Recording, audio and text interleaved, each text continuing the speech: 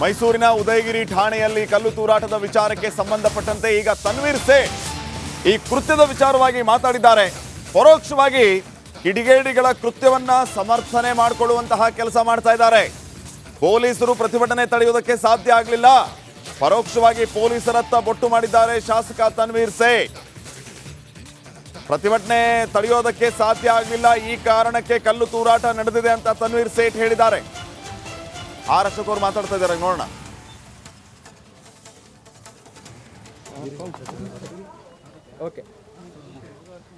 ಈ Udayagiri police station ಮೇಲೆ ನಿನ್ನೆ ಸುಮಾರು 6ರಿಂದ 7 ಗಂಟೆಯಲ್ಲಿ ಸುಮಾರು 106 ಜನ ಮತಾಂಧರುಗಳು ನುಗ್ಗಿ ಸ್ಟೇಷನ್ನನ್ನು ಹಲ್ಲೆ ಮಾಡಬೇಕು, ಪೊಲೀಸರ ಮೇಲೆ ಹಲ್ಲೆ ಮಾಡಬೇಕು. ಯಾಕಂದರೆ ಅವ್ರಿಗೆ ಅಭ್ಯಾಸ, ಹಿಂದೆ ಹುಬ್ಳಿಯಲ್ಲಿ ಮಾಡಿದಂಥ ಘಟನೆಗಳು ಅವ್ರಿಗೆ ಚೆನ್ನಾಗಿ ಪರಿಚಯ ಇದೆ. ಮತ್ತು ಹುಬ್ಳಿಯಲ್ಲಾದಂಥ ಘಟನೆ ಏನಾಯಿತು ಅದನ್ನು ನಮ್ಮ ಸಿದ್ದರಾಮಯ್ಯನವರು ವಾಪಸ್ ತಗೊಂಡು ಒಂದು ಮಾಡಲ್ ಕೊಟ್ಟಿದ್ದಾರೆ. ನೀವು ಯಾವುದೇ ಸ್ಟೇಷನ್ ಹೊಡೆದಾಕಿ ನಿಮಗೇನು ಆಗಲ್ಲ, ಸುಮ್ಮನೆ FIR ಹಾಕ್ಸ್ಕೊಳ್ಳಿ, ಆಮೇಲೆ ನಾನು ಅದನ್ನು ಕ್ಯಾಬಿನೆಟ್ಗೆ ತಂದು ಅದನ್ನು ತೆಗೆದಾಕ್ತೀನಿ ಅನ್ನೋದು ಮೆಸೇಜ್ ಕೊಟ್ಟಿರೋದ್ರಿಂದ ಅವ್ರಿಗೂ ಧೈರ್ಯ. ಯಾವುದೋ ಒಂದು ವಾಟ್ಸಪ್ಪಲ್ಲಿ ಬಂದಿರೋವಂಥ ಒಂದು ಫೋಟೋಗಳನ್ನು ಅದು ಅವರು ಫಾರ್ವರ್ಡ್ ಮಾಡಿದ್ದಾರೆ.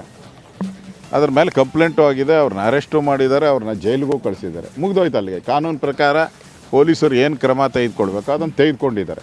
ಅಲ್ಲಿಗೆ ಪೊಲೀಸ್ ಇಲಾಖೆದು ಮುಗೀತು. ಇನ್ನೇನಿದ್ರು ಕೋರ್ಟ್ ತೀರ್ಮಾನ ಮಾಡಬೇಕು, ಕಾನೂನು ತೀರ್ಮಾನ ಮಾಡಬೇಕು. ಇನ್ನು ಪೊಲೀಸರ ಕೈಯಲ್ಲಿ ಏನೂ ಇಲ್ಲ. ಆದರೆ ಇಲ್ಲಿ ಪೊಲೀಸರ ಮೇಲೇ ಹಲ್ಲೆ, ಪೊಲೀಸರ ಮೇಲೇ ದೌರ್ಜನ್ಯ, ಪೊಲೀಸ್ ಸ್ಟೇಷನ್ ನುಗ್ಗುವಂಥದ್ದು ಮಾಡಿರೋವಂಥದ್ದು ಇದು ಅಕ್ಷಮ್ಯ ಅಪರಾಧ. ಇದರಿಂದ ರಾಜ್ಯದಲ್ಲಿ ಇವತ್ತು ಕಾನೂನು ಸುವ್ಯವಸ್ಥೆ ಹದಗೆಟ್ಟಿರುವಂಥದ್ದಕ್ಕೆ ಇದಕ್ಕಿಂತ ಸ್ಪಷ್ಟ ನಿದರ್ಶನ ಇಲ್ಲ. ದಿನನಿತ್ಯ ನಾವು ನೋಡ್ತಾ ಇದ್ದೀರಿ, ಬ್ಯಾಂಕುಗಳನ್ನು ಲೂಟಿ ನೋಡ್ತಾ ಇದ್ದೀರಿ, ಅತ್ಯಾಚಾರ ನೋಡ್ತಾ ಇದ್ದೀರಿ. ಈ ಎಲ್ಲ ಘಟನೆಗಳ ಮಧ್ಯೆ ಇಡೀ ಕಾನೂನು ಸುವ್ಯವಸ್ಥೆ ಹಾಳಾಗಿರುವಂಥದ್ದು ನಾನು ಹೇಳ್ತಾ ಇಲ್ಲ. ಸ್ವತಃ ಇವತ್ತು ಮಂತ್ರಿ ಯಾರಪ್ಪ ಅವನು, ರಾಜಣ್ಣ ಅಂತ ರಾಜಣ್ಣ ಅವರು ಮಂತ್ರಿ ಹೇಳಿದ್ದಾರೆ, ನಾನ್ಸೆನ್ಸ್ ಅಂತ ಹೇಳಿದ್ದಾರೆ. ಮತ್ತು ಥೂ ಅನ್ನೋ ಪದನ ಉಪಯೋಗ ಮಾಡಿದ್ದಾರೆ ಅಂತ ಅನಿಸುತ್ತೆ. ಇದೆಯಾ ನಿಮ್ಮ ಮೊಬೈಲಲ್ಲಿ? ಇದೆಯಾ? ಪೊಲೀಸ್ ಅಧಿಕಾರಿಗಳನ್ನ, ಅದು ಏನು ಪೊಲೀಸ್ ಅಧಿಕಾರಿ IAS ಇರ್ತಾರೆ, ಅಲ್ಲ IPS ಅಧಿಕಾರಿಗಳಿರ್ತಾರೆ, ಕಾನ್ಸ್ಟೇಬಲ್ಗಳಿರ್ತಾರೆ. ಅವ್ರಿಗೆ ಕಾಮನ್ ಸೆನ್ಸ್ ಇಲ್ಲ, ನಾನ್ ಸೆನ್ಸ್ಗಳು, ಕೆಟ್ಟ ಪದಗಳಲ್ಲಿ ಬೈದಿರೋ ಅಂಥದ್ದು. ಅಂದರೆ ಒಬ್ಬ ಮಂತ್ರಿನೇ ಪೊಲೀಸ್ ಇಲಾಖೆ ಸರಿ ಇಲ್ಲ ಅಂತಂದರೆ ನಾವು ಇಷ್ಟು ದಿನದಿಂದ ಏನು ಹೇಳಿದ್ರಿ? ಹಾಗಾದ್ರೆ ಇಷ್ಟು ದಿನದಿಂದ ನೀವು ಸಿದ್ದರಾಮಯ್ಯನವರು ಮತ್ತು ಗೃಹ ಸಚಿವರು ಏನು ಹೇಳಿದ್ರಿ? ನಮ್ಮ ಪೊಲೀಸರು ಭಾಳ ಸ್ಟ್ರಾಂಗು, ಹಾಗೆ ಹೀಗೆ ಅಂದ್ರಲ್ಲ. ಈಗ ನಿಮ್ಮ ಕೊಲಿಗೆ ಹೇಳ್ತಾ ಇದ್ದಾರಲ್ಲ, ಕ್ಯಾಬಿನೆಟ್ ಕೊಲಿಗೂ ಪೊಲೀಸ್ ಇಲಾಖೆನೇ ಸರಿ ಇಲ್ಲ ಅಂತ ಹೇಳಿದ್ದಾರೆ ಅವರು. ಅಂದರೆ ಮುಚ್ಚಿರಿ ಪೊಲೀಸ್ ಸ್ಟೇಷನ್. ಹಂಗಾರೆ ಯಾಕೆ ಇಟ್ಕೊಂಡಿದ್ದೀರಾ ಸರ್ಕಾರ? ಒಬ್ಬ ಕ್ಯಾಬಿನೆಟ್ ದರ್ಜೆ ಮಂತ್ರಿ ಪೊಲೀಸರು ಸರಿ ಇಲ್ಲ, ಕಾಮನ್ ಸೆನ್ಸ್ ಇಲ್ಲ, ಅವ್ರನ್ನ ಯಾಕೆ ಇಲ್ಲಿ ಇದೇ ಸ್ಟೇಷನ್ಗೆ ಉದಯಗಿರಿಗೆ ಕರ್ಕೊಂಡೋದ್ರು? ಏನು ಇವರ ಕಾಂಗ್ರೆಸ್ ಅವ್ರ ಅಪ್ಪನ ಮನೆಗಳಿಗೆ ಕರ್ಕೊಂಡು ಹೋಗ್ಬೇಕಾಯ್ತು? ಏನು ಉದಯಗಿರಿ ಏನು ಪಾಕಿಸ್ತಾನದಲ್ಲಿದೆಯಾ? ಉದಯಗಿರಿ ಪಾಕಿಸ್ತಾನದಲ್ಲಿದೆಯಾ? ಇಲ್ಲೂ ಅಂಬೇಡ್ಕರ್ ಕಾನೂನೇ, ಎಲ್ಲ ಕಡೆನೂ ಈ ದೇಶದಲ್ಲಿ ಅಂಬೇಡ್ಕರ್ ಕಾನೂನೇ ನಡೆಯೋದು. ದೊಡ್ಡ ಪುಸ್ತಕ ಹಿಡ್ಕೊಂಡು ಬರ್ತೀರಾ? ಖಾಲಿ ಪುಸ್ತಕ ಹಿಡ್ಕೊಂಡು ಬರ್ತಾ ಇರ್ತೀರಲ್ಲ ಪಾರ್ಲಿಮೆಂಟ್ಗೆಲ್ಲ.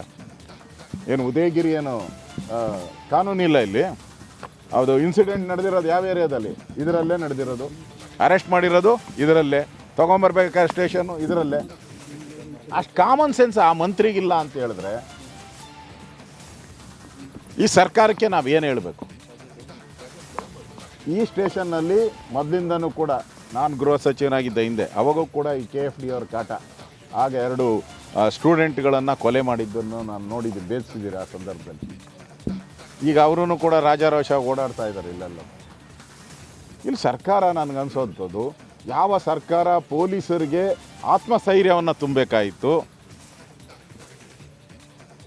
ಅಪರಾಧಿಗಳನ್ನು ಬಂಧಿಸಿ, ಅಪರಾಧಿಗಳನ್ನು ಎಡೆಮುಟ್ಟಿ ಕಟ್ಟಿ ಅವರನ್ನು ಕಾನೂನು ಅಡಿಯಲ್ಲಿ ತರಬೇಕು ಅಂತ ಹೇಳುವಂಥ ಸರ್ಕಾರನೇ ಇವತ್ತು ಪೊಲೀಸ್ ಇಲಾಖೆನೇ ಸರಿ ಇಲ್ಲ ಅಂತ ಹೇಳಿದ್ರೆ ಈ ಸರ್ಕಾರಕ್ಕೆ ನಾವು ಯಾವ ರೀತಿ ಬಿರುದನ್ನು ಕೊಡಬೇಕು? ಇವ್ರಿಗೆ ಈ ಸರ್ಕಾರಕ್ಕೆ ಏನಾದರೂ ಮಾನ ಮರ್ಯಾದೆ ಇದೆಯಾ? ಕಾನೂನು ಬಗ್ಗೆ ಗೌರವ ಇದೆಯಾ? ನಾನು ಒಬ್ಬ ಗೃಹ ಸಚಿವನಾಗಿ ಕೆಲಸ ಮಾಡಿದ್ದೀನಿ. ಯಾವುದೇ ಸಂದರ್ಭದಲ್ಲಿ ನಾನು ಪೊಲೀಸರನ್ನು ಬಿಟ್ಕೊಟ್ಟಿಲ್ಲ, ನಾನು ಯಾವತ್ತೂ ಬಿಟ್ಕೊಟ್ಟಿಲ್ಲ. ಯಾಕಂದರೆ ನಾನು ಇರೋವಂಥ ಡಿಪಾರ್ಟ್ಮೆಂಟನ್ನು ಇನ್ನಷ್ಟು ಸ್ಥೈರ್ಯ ತುಂಬುವಂಥದ್ದು ನನ್ನ ಕರ್ತವ್ಯ. ಮತ್ತು ತಪ್ಪು ಮಾಡಿದಾಗ ತಪ್ಪು, ಅದು ಬೇರೆ. ಅದಕ್ಕೆ ಗೃಹ ಸಚಿವರು ಇದ್ದಾರೆ. ಇವರೇನು ಗೃಹ ಸಚಿವರ ಇವರು ಅಲ್ಲ. ಇವ್ರಿಗೇನು ಗೊತ್ತಿದೆ?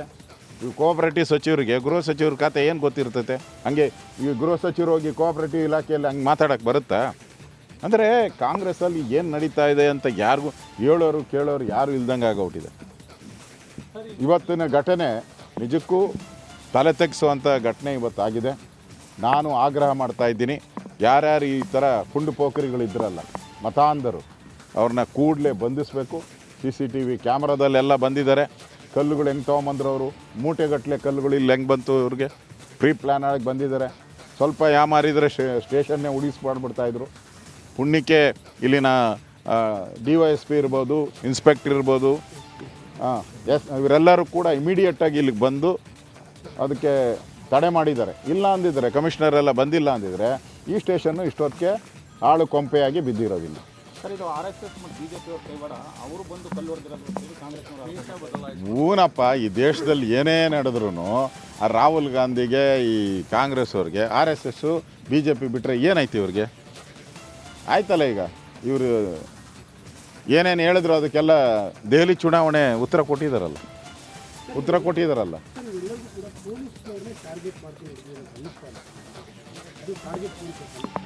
ಹಂಗೆ 100% ನೋ ಡೌಟ್ ಅಟ್ ಆಲ್. ಇವ್ರಿಗೆ ಒಂದು ಎಕ್ಸ್ಪೀರಿಯನ್ಸ್ ಮಾಡಿದ್ರು ಹುಬ್ಳಿಯಲ್ಲಿ.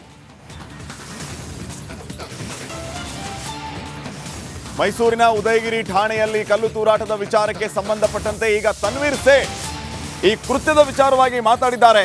ಪರೋಕ್ಷವಾಗಿ ಕಿಡಿಗೇಡಿಗಳ ಕೃತ್ಯವನ್ನ ಸಮರ್ಥನೆ ಮಾಡಿಕೊಳ್ಳುವಂತಹ ಕೆಲಸ ಮಾಡ್ತಾ ಇದ್ದಾರೆ. ಪೊಲೀಸರು ಪ್ರತಿಭಟನೆ ತಡೆಯುವುದಕ್ಕೆ ಸಾಧ್ಯ ಆಗಲಿಲ್ಲ. ಪರೋಕ್ಷವಾಗಿ ಪೊಲೀಸರತ್ತ ಬೊಟ್ಟು ಮಾಡಿದ್ದಾರೆ ಶಾಸಕ ತನ್ವೀರ್ ಸೇಠ್. ಪ್ರತಿಭಟನೆ ತಡೆಯೋದಕ್ಕೆ ಸಾಧ್ಯ ಆಗಲಿಲ್ಲ, ಈ ಕಾರಣಕ್ಕೆ ಕಲ್ಲು ತೂರಾಟ ನಡೆದಿದೆ ಅಂತ ತನ್ವೀರ್ ಸೇಠ್ ಹೇಳಿದ್ದಾರೆ. ಅಶೋಕ್ ಅವರು ಮಾತಾಡ್ತಾ ಇದ್ದಾರೆ, ನೋಡೋಣ.